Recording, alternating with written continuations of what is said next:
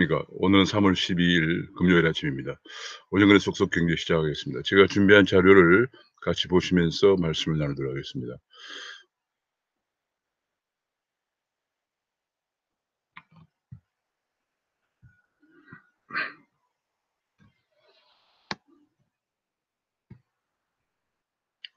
오정근의 속속 경제, 귀에 쏙쏙 들어가도록 경제 기사를 쉽게 해설해드리는 명품 시사 해설, 정책 실물 금융 세경제 파트를 시작하겠습니다. 구독과 알림 설정을 눌러주시면 자동으로 받아보시겠습니다. 정부에서 농민도 가구당 100만 원의 추가 4차 전환지원금을 지급하겠다라고 중액을 추진하고 있다고 발표했습니다. 지금 국회에서 본격적으로 논의가 상임위에서 논의가 진행 중인데요. 또 뭐 설상가상 덧붙여서 문화체육위원회에서는 관광업 지원도 확대해야 된다. 그렇게 해서 이미 벌써 국회를 통과한 19조 5천억 원을 훌쩍 넘어서 20조 원을 크게 넘었을 것 같다. 이러면서 선거를 앞두고 너무 선심성 재정 지출을 하는 것으로 비판을 받고 있습니다. 집을 빚내서 집 사는 2030이 크게 증가하면서 한국 경제 새 내관으로 등장하고 있다는 한국은행의 통화신용정책 보고서 어제 국회에 제출한 보고서에서 밝혔습니다. 수도권의 주택 거래 비중이 2030이 지난해 2018년 3분기에는 29.4%였지만은 20년 3분기에는 34.3%로 2039의 주택 거래 비율이 크게 증가를 했습니다. 반면에 50대, 60대는 주택 거래 비중이 오히려 줄어들고 있습니다. 그래서 2030을 중심으로 해서 지금 빚을 내서 집 사는 현상이 크게 증가를 하고 있습니다. 근데 이거 빚내서 집 산다는 것이 이제 앞으로 만약 집값이 안정이 되면 어떤 문제가 생기느냐. 바로 빚을 낸 것을 갚지 못하는 문제가 생기죠. 그렇게 되면서 소비를 못하고 그 소비를 못하면서 경기의 침체 현상을 부채 디플레이션이라고 합니다. 이 자산 가격이라는 것이 정말 아주 묘한 것인데 한번 자산 가격이 오르는 것을 막지 못하면 오른 다음에는 오르는 과정에서 이게 부채가 증가하기 때문에 그 오른 것을 다시 하락하기 시작하면은 부채를 갚지 못해서 개인이 부실화되고 금융기관도 부실화되고 소비를 못하게 되면서 경기가 장기 침체하는 현상을 부채 디플레이션 현상인데 미국에서의 어빙 피셔가 대공황의 원인을 분석할 때 이런 이론을 주장했었고요. 또 일본의 장기 불황도 부채 디플레이션이라고 얘기했습니다. 그런 면에서 지금 한국은행의 보고는 2030 특히 빚내서 집을 사는 비중이 증가하고 있는 문제는 굉장히 중요한 한국 경제의 내관이라고 보여집니다. 그렇게 해서 이제 1,000조 원이 가계대출이 은행의 가계대출이 전체 가계대출은 1,700조가 넘었죠. 은행에서 빌린 돈만 가계가 빌린 돈만 1,000조 원이 넘는데 이것이 2030의 그 부동산에 대한 좌절이 쌓은 부채의 탑이다라는 지적이 나오고 있습니다. 그러면서 오히려 또 한 가지 문제는 은행 주담대는 증가율이 낮아지고 있습니다. 예를 들어서 2020년 11월에 3.9%였던 것이 금년 1월에 2.6, 2월에 3.0으로 낮아지고 있는 데 비해서 이것이 풍선 효과로 은행권에서 대출을 규제하니까 이금융권으로 금리가 높은 이금융권으로 올라타서 이금융권 증가율이 높아지고 있다. 그래서 작년 11월에 0.6%였는데 0.6조, 6조였군요. 제가 잘못 말씀드렸습니다. 앞에 은행권도 작년 11월에 3조 9천억이었는데 금년 2월에는 3조 원으로 줄어든 데 비해서 이금융권 대출은 작년 11월에 6천억 원이었는데 금년 1월 달에 1조 3천억 원으로 증가하고 있다. 그래서 금리가 높은 쪽이 높은 이금융권의 그 대출이 증가하면서 가계부채 리스크가 더 커지고 있다. 그러니까 지금 집값이 계속 오르는 속에서 패닉 상태에 빠진 2030을 중심으로 한 집을 사야겠다. 놓치면 안 되겠구나 하는 그런 패닉 바잉을 하면서 은행 대출이 규제가 되니까 오히려 이금융권 금리를 불문하고 이금융권의 높은 금리를 대출이 증가하고 있어서 더욱더 가계부채 리스크를 크게 하고 있다는 우려가 대두가 되었습니다. 그뿐이 아니고 상장 기업의 절반이 좀비라는 것이 어제 그 분석에서 나왔습니다. 지금 자산 5천억 이하인 상장 중소기업 1389곳 중에서 이자 보상 비율이 1 미만, 그러니까 벌은 돈으로 이자도 못 갚는 회사가 46.5%에 달했습니다. 자산 5천억 이하의 상장된 중소기업 1389곳 중에서 46.5%가 벌어서 이자도 못 내고 있다 하는 것이 지금 굉장히 큰 문제입니다. 이것이 이제 이런 한계 기업이 문정부 출범 초기 2017년에는 32%였는데 2019년에 39%로 오르고 지금은 드디어 코로나까지 겹치면서 46%까지 올랐다. 이런 좀비 기업이 굉장히 이렇게 해서 절반의 상장 중소기업이 좀비 기업이라는 건 우리 경제에 굉장히 어두운 단면이고요. 이 좀비 기업은 바로 금융 부실로 지금은 이제 연기를 시켜놓고 있습니다. 대출을 만기 연장, 이자 지급 연장을 시켜놓고 있어서 드러나지 않고 있지만은 이것이 현실화되면은 나중에 커다란 금융 부실로 연결되면서 금융 부실, 더 심할 경우는 금융 위기까지 아까 앞에서 본 것처럼 가계 대출도 크게 증가하고 특히 2030 중심으로 패닉 바잉에 따른 대출도 증가하고 하는 가운데서 중소기업의 대출의 절반이 좀비다. 중소기업의 절반이 좀비다는 것이 큰 문제가 되어 있습니다. 그래서 5대 시중은행의 중소기업 대출이 2019년 1월 말에 416조 원에서 금년 1월 말에 448조 원으로 늘어나고 지난해에는 올해는 502조까지 증가했습니다. 그러니까 대출도 계속 증가하고 있는 이 좀비 기업들 대출이 계속 증가하면서 지금 증가하고 있고 금융당국의 지시로 지금 대출과 이자 상환 유예를 해주고 있는 금액만 130조 원에 달해서 금융부실의 내관이 되고 있다는 보도가 나왔습니다. 이런 가운데 어제 11월에 어제 국회에 제출한 한국은행 통화신용정책 보고서에서는 인플레이션 영향이 제한적이다. 아직은 걱정할 단계 아니다라고 얘기를 하는데 여기에 대해서 이렇게 해서 부실 충격을 막을 수 있겠느냐 하는 비판이 나왔습니다. 한국은행은 당분간 인플레이션 가능성이 낮기 때문에 당분간 저금리 규제를 유지하겠다 이런 얘기를 했습니다만 지금 현재 물가 상승률은 1.1%인데 기대 물가 상승률은 2% 가까이 가 있거든요. 근데 지금 경기가 워낙 안 좋기 때문에 지금 다른 나라는 지금 경기 회복 조짐을 보이는데 우리나라는 경기가 워낙 안 좋기 때문에 지금 현재 금리를 당분간 저금리를 유지할 수밖에 없다. 그런 상황, 그런 분석이 나오고 있습니다. 또 한 가지는 지금 탄소 중립 문제인데요. 다른 나라는 중국과 일본은 탄소 중립을 원전을 활용해서 이번에 빌 게이츠도 그런 얘기를 했죠. 탄소 중립에는 원전을 활용하는 게 중요하다라고 했는데 한국은 탈원전 정책을 계속 강행하는 바람에 반면에 또 탄소 중립도 해야 하는 문제에 있어 한국은 딜레마에 빠져 있다. 그런 보도가 나왔습니다.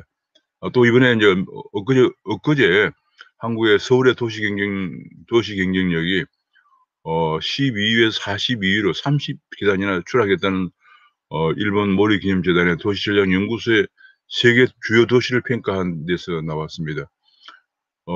이게 지금 2015년에 5년 전에 6년 전이죠. 5년 전에 이게 그냥 2020년을 비교했으니까 2015년과 2020년을 비교했는데 12위에서 42위로 30계단이나 추락했다 하는 그런 보고서가 나오면서 서울의 경쟁력이 얼마나 악화되어 있는 걸 보여주고 있는데 이것은 다른 신문에서 박원순 9년의 참담한 성적표다. 많은 시민들은 전 박원순 시장이 9년 동안이나 서울시정을 다뤘지만 뭘 했는지 지금 별로 기억이 남는 게 별로 없어요. 많은 분들이 그런 얘기를 합니다. 뭐 이명박 때는 뭐 도시교통체계도 개편하고 또 무슨 청계천도 복원하고 또 한강 둔치도 다 개발하고 여러 가지 얘기들이 일을 많이 한 데 비해서 도대체 9년 동안 뭘 했느냐 하는 얘기가 많이 나오는데 바로 그것이 여기에 드러나고 이렇게 경쟁력 평가로 드러나고 있다 이렇게 보여집니다. 미국에서는 이제 경기 부양안이 확정이 됐습니다. 1조 9천억 달러의 경기 부양안이 상하 양원을 다 통과하면서 미국 모건 스탠리가 올 성장률이 7.3%가 될 것이다. 이런 밝은 뉴스가 나왔습니다.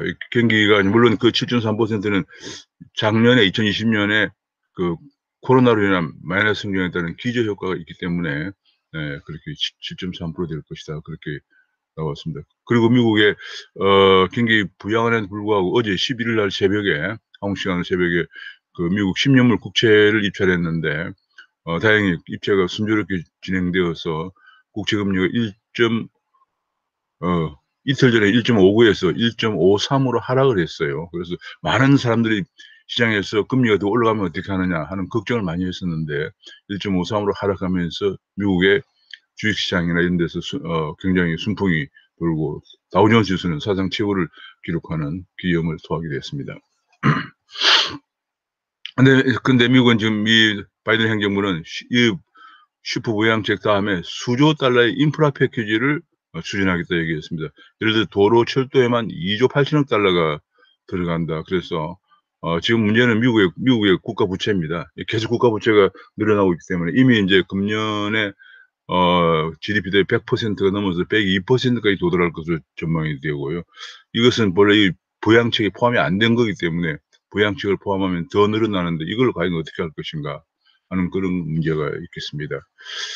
드디어 어제 중국의 양해가 폐막이 되었습니다. 양해가 3월 4일에 시작을 해서 어제 폐막됐는데 결국 홍콩 선거제 개편을 밀어붙였습니다. 홍콩은 앞으로 이제 그 행정장관 선거인단을 통해서 뽑는데 1200에서 1500명으로 구성하고 입법위에는 70에서 90석 정도로 구성하는데 이것이 이제 주로 비선거권을 제한한다. 입후보자 자격 심사 고급위원회를 설치해서 한마디로 중국 공산당의 마음에 드는 사람만 이 비선거권을 갖도록 한다.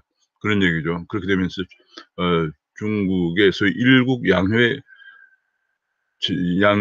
양제라고 그래서 같이 공산당 정부 내에서 중국 체제와 홍콩 체제를 같이 가져가서 홍콩을 완벽하게 중국에 편입하는 그런 체제가 어제 마무리되었다. 그렇게 보여지고 또 한 가지는 시진핑의 장기 집권이 1인 체제가 더욱더 공고화되었다. 그래서 올해 6%보다 더 높은 성장을 해서 조만간에 미국을 따라잡겠다는 그런 결기를 보였습니다. 그래서 2021년부터 금년부터 2025년까지를 4차 5개년 경제계획 기간인데 특히 그 중장기 연구개발 투자에 박차를 가해서 기술 자립을 추진하겠다 이런 발표를 했습니다. 그에 대해서 역시 또 미국도 대응하느라고 쿼드 12일 날 바로 내일이군요. 쿼드 정상회담을 열고 쿼드라는 것이 미국, 호주, 일본, 인도죠. 중국을 보유하는 정상회담을 열고 또 미국 국무장관 블링컨 국무장관이 한국과 일본도 방문하고 미중 고위급 회담도 열면서 지금 중국을 견제하기 위한 릴레이 회담이 계획되어 있다는 발표가 나왔습니다. 지금 바야흐로 중국 양해에서도 새로운 중국에 대해서 결기를 보이고 또 바이든 행정부의 중국 포위 전략도 지금 박차를 가해지고 있는 상황입니다. 그래서 한반도를 중심으로 한 이 주변 중국과 미국 간의 그 새로운 동맹 체제의 구축과 세계 패권을 두고 다투는 미중 간의 패권 전쟁이 격화되고 있는데 한국은 지금 굉장히 아주 어려운 압박을 강요를 당하고 있는 그런 상황입니다. 그래서 이것은 이제 중국을 포위하면서 바이든의 이런 정책은 중국을 포위하면서 실리를 챙기고자 하는 바이든의 정책이다. 미국의 이번 주에 동북아에 일주일에 쏠리고 외교에 쏠린 눈이 굉장히 중요하다. 그런 얘기가 나오고 있고요. 바이든의 중국 견제 쿼드는 속도 내는데 최종권 1차관은 외교부 1차관은 특정 국가 배치가면 안 된다. 이런 얘기. 특정 국가라면 뭐 북한을 얘기하는 거죠. 북한은 그냥 합법적인 정부로 국가라고 얘기를 했군요. 그렇게 해서 배치가면 안 된다 하는 얘기를 하면서 오히려 우리가 쿼드에 참여해서 쿼드 플러스가 되는 게 아니고 오히려 북한을 더 옹호하는 발언을 하고 있어서 정말 미국을 아마 지금 우리가 한미일 동맹을 더 강화해 나가야 되는데 또 그렇게 하고 있습니다. 지금 중국은 지금 계속 이번 양해에서 이런 얘기가 나왔어요. 그 투기디데스 함정 얘기 나왔습니다. 투기디데스 함정은 옛날에 아테네와 스파르타인가요? 그 지중해에 새로운 패권 구도가 형성돼 새로운 패권 구가 등장하면서 새로운 패권 구가 등장하는 과정에서 일어난 전쟁이 일어나고 싶다는 투기디데스라고 하는 펠로폰네소스 전쟁사라고 하는 책을 쓴 사람이 그런 얘기를 했죠. 그 이후로 이제 그 항상 세계적인 패권 국가가 바뀔 때는 전쟁이 일어납니다. 그런 얘기를 다는 아니지만 그 확률적으로 그렇게 쭉 분석한 것이 바로 투기디데스 함정인데, 이번에 중국 양해에서 투기디데스 함정을 얘기했다는 게 굉장히 중요합니다. 그 얘기는 뭐냐면 지금 미국 패권인데 중국이 새로운 패권으로 등장을 하면서 앞으로 어떤 일이 발생할지도 모른다는 그런 뉘앙스를 던졌거든요. 그러면 중국은 이번에 양회에서 국방 예산을 크게 증가시켰습니다. 반면에 미국도 역시 지금 쿼드라든지 이런 아시아 태평양, 인도 태평양이라고 그러죠. 인도 태평양 전략이라는 걸 통해서 중국을 견제하는 동맹 체제를 구축하고 있습니다. 그래서 한국은 지금 거의 국방력을 해체한다고 해도 과언이 아닐 정도로 지금 국방력이 붕괴되고 있는 상황입니다. 남북 정상회담 이후에 9.18 남북 군사회담 이후에 한국의 방어 군사력은 거의 지금 이번에 더구나 한미 연합 훈련도 하지 않고요.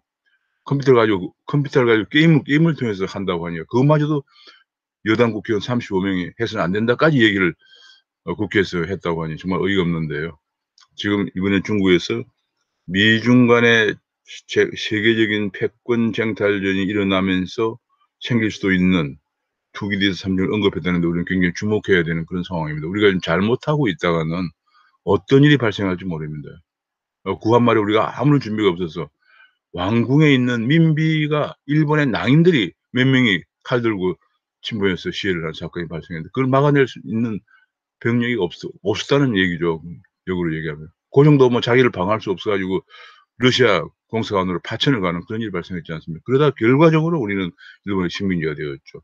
이 투기디데스 함정을 언급한 중국의 속내, 중국과 미국의 패권이 격돌하고 있는 한반도에서 우리가 이렇게 무장해제를 다름없는 이런 방향으로 간다는 것은 굉장히 위험한 상황이라는 것을 제가 말씀을 드리고 싶습니다.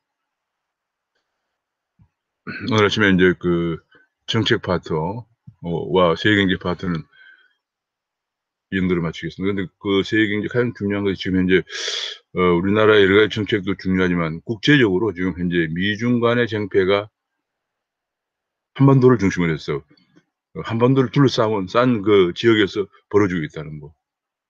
그것이 굉장히 중요합니다. 중요하고 여기에 우리가 대비가 지금 너무도 우리 국민들이 걱정하는 방향으로 가고 있다는 거. 군사력은 약화되고 한미 동맹도 거의 지금 완전히 연합훈련이 3년 동안 하지 않다가 이번에 컴퓨터 게임으로 해서 한다는 거. 이런 지금 거의 이번에 연합합동훈련을 지금 하고 있습니다. 군사훈련 직접 국민이라는 게 본래 실전에서 전쟁을 연습하지 않으면 전쟁에서 이길 수가 없습니다. 자, 그런 의미에서 굉장히 지금 우리나라가 정말 어려운 시기에 어려운 방향으로 가고 있다는 것을 제가 말씀드리고 오늘 정책 파트는 여기서 마치겠습니다. 감사합니다.